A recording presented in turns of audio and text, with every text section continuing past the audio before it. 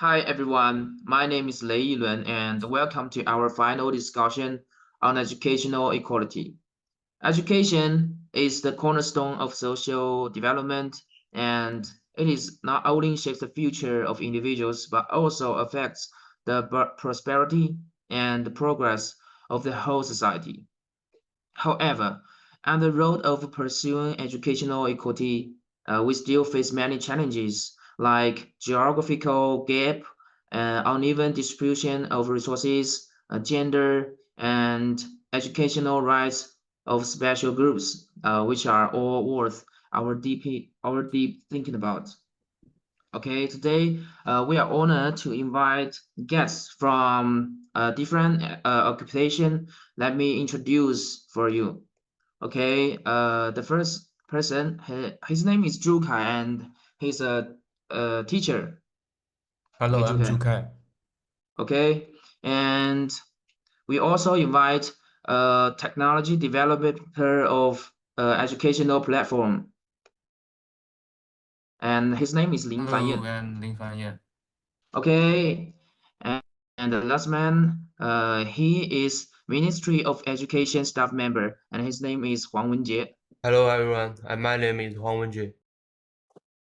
And we have three questions to discuss. And the first question is, what groups in society do you come into contact with because of your occupation? And what is the distribution of educational resources among these groups? Okay, Zhukai, you can answer it first. Okay, uh, I want to tell you students, this is a group of teachers interact with most directly.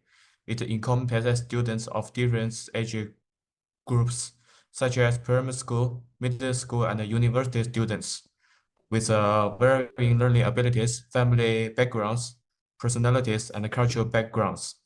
Within, within a school, its role, basic teacher resources such as textbook, desk, and chairs are available to every student. However, for some special resources like advanced permanent equipment and high equality external turning matters, there may be difference due to the student's funding and resource or caution parameters. For example, students in K schools may have more opportunities to use high-end laboratories for society research activities, where through in orderly school have relatively few opportunities. This is uneven distribution for results among students in different research. Students in development arts can often enjoy digital multimedia teacher equipment and rich variety school visit courses. In contrast, students in remote mountains arms may not even have basic only teacher facilities. Okay, thank you. Okay, thank you, Zhukai. Okay, what do you think about it, Hongjie? Okay, as a staff member at the Ministry of Education, my work brings me into direct contact with the first point, school administrators and the teachers. I frequently communicate with the principals, deans, and classroom teachers from both urban and rural schools. This allows me to understand the practical challenges they face, such as staffing shortages or curriculum implementation. The second point, the local education authorities and policy makers. I collaborate with regional and local education bureaus, which helps aligning national educational policies with local needs. Okay, thank you. What about you, Lin Fanyan? Yes, in this world, I have a chance to receive a really deserved group of the people. So, and I made me realize just how even education access really is. So I divide four parts of my view. The first part, cities and real children. In cities, children really actually have access to experienced teacher and computer and libraries. But in rural areas, kids might not even have basics, a school apply of supplies or proper classrooms. Online platform can help bridge this gap by bringing resource directly to them. And the second part, elder learners. It's not just the kids who benefit from online education. Adults who don't get a chance to finish school or want to learn new skills can also use these platforms.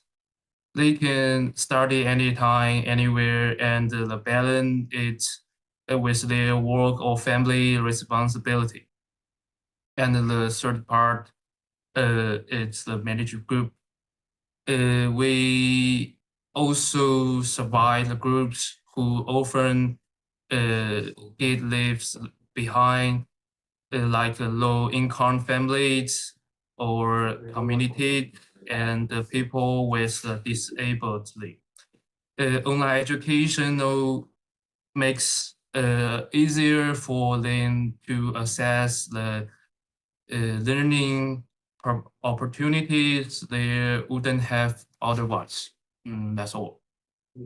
Okay, good. Okay, let's move on the next question. And the next question is, what's the most important thing you've seen in your occupation that shows the importance of equality in education? Okay, you can answer first, Zhu Kai. Okay.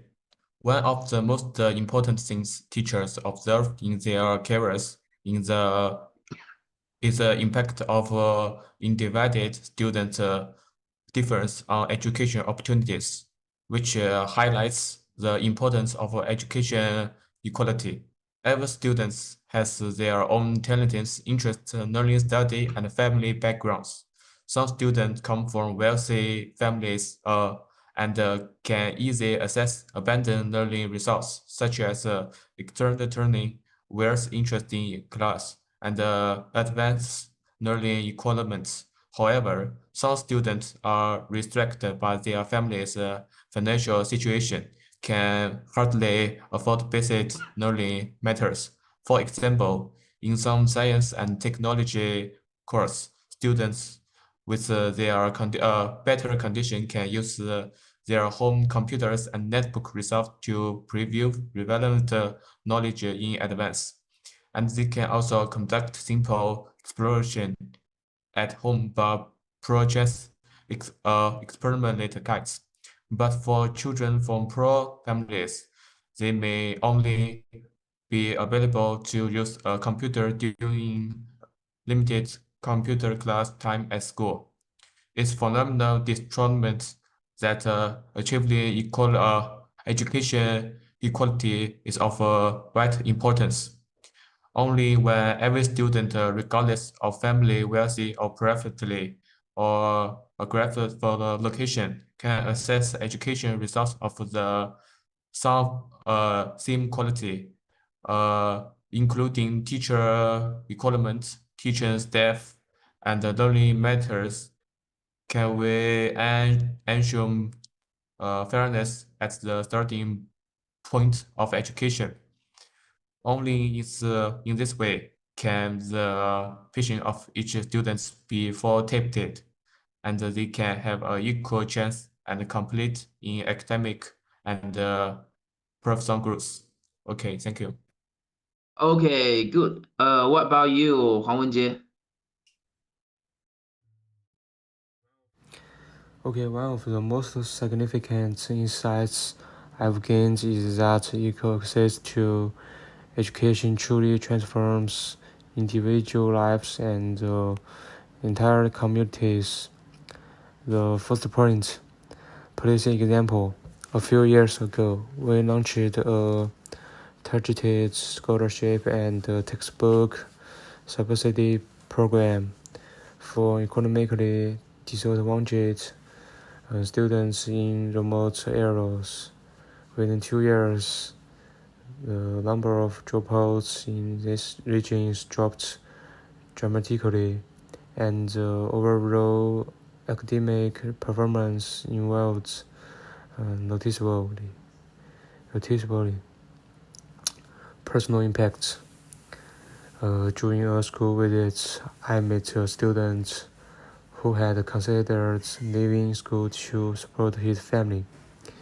Thanks to the scholarship program, he remained in school, excited in his exams, and later received an offer to attend a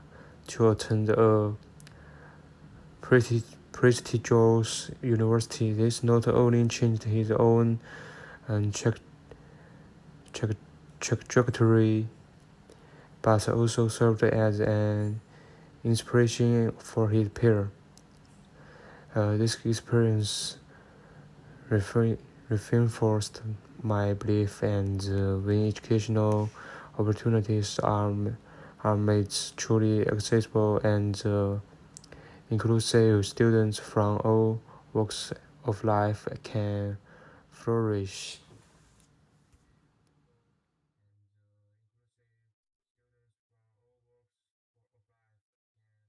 Okay, thank you, Huang Wenjie. What about you, Lin Fanyan? Yeah, so let me tell you guys a story that demonstrate why education matters.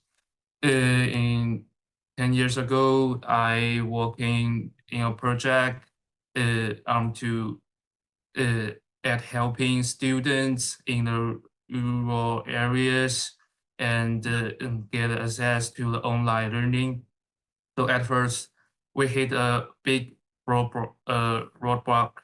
Many families didn't have the right device or faster enough internet. But instead of giving up, we create a platform so that it could work on the older device and slow network. So we teams up with the local organizations to provide a responsive laptop to the students. And in the end, this kid who used to have a few resource where learning coding or mathematics and even advanced subject. Some even got a scholarship into continuing education. That experience showed me that making education accessible is about more than just creating the rules. It's about making sure those rules actually work for everyone. That's my story. Let's choose why education is a matter. Okay, thank you. Okay, thank you. Okay, let's move on the last question. And the question is, how did your career contribute to the development of educational equality? Okay, you can answer first. Okay. Okay. The character of the teacher's contribution significantly to the development of education equality in many aspects. Firstly, during the teacher process, teachers can ensure that every student receives high quality education, regardless of students' family background and social media status.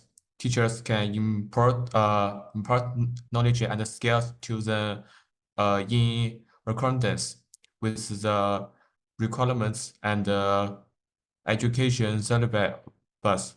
For example, an excellent teacher will patiently examine complex mathematical formulas to students with learning difficulties, just as earnestly as to students with strong comprehension abilities. Give students of different foundation an equal chance to acquire knowledge. Secondly, teachers are ability to identify and eliminate biases in the learning environments. They can create a fair and inclusive classroom atmosphere, avoiding discrimination based on factors such as a student's garden, race, electric. For instance, teachers will encourage girls and actively participate in science experiments course, challenging the traditional garden activities. Furthermore, teachers can act the advocates to promote the equal distribution of education resource. If teachers notice that some classes in the school like subject, book, resolve, or teacher requirements, they can report to the superiors, promoting the school to adopt cost resolve reasonably, so that every student can benefit. Okay, thank you. That's all. Okay, thank you, Zhukai. And what's your opinion, Hong Wenjie? Okay. Okay. Throughout my time at the Ministry of Education, my primary focus has been on bridging the gaps that prevents many students from receiving the same level of educational opportunities as their peers. Here are a few specific ways to my work has contributed to educational equality. The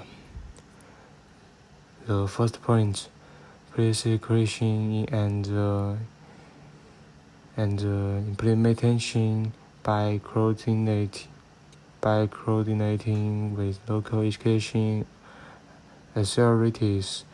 I hope to develop and implement policies and that decrease funding towards under-resourced areas.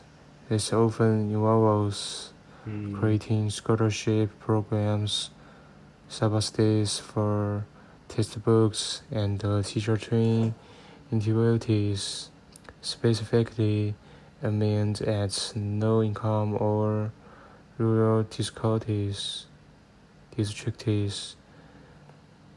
The second point, resource allocation and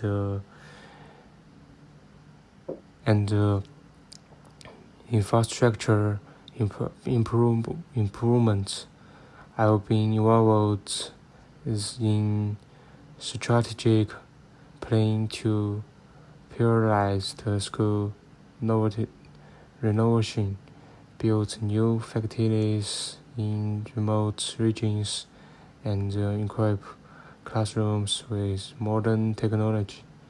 This not only improves the physical conditions for learning but also addresses the digital divide, ensuring students in marginalized areas have access to digital resources.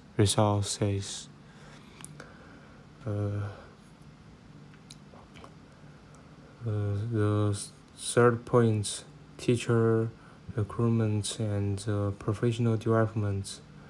Recognizing the importance of equality teaching, I contribute to programs that encourage and incentives educators to work in rural or disadvantaged communities. Okay, thank you for Hong Wenjie. What about you, Liang? Yeah. So actually does technology help let me break it down. So the first topic, breaking the barriers with the online education. Students, especially in the remote areas, can access the same lessons or materials as a kid in a big city. They don't have to travel hours just to get a school or find a teacher. All they need to device or an internet connection. Suddenly the world of the learning opened up to them. And secondly, affordable learning. Let's face it, education can be expensive, but online platform can offer free or low-cost course. Let's make the learning more affordable for everyone. For a family can struggling financially, and this can be a game changer. And thirdly, learning at your own pace. Not every student learned the same way or at the same speed.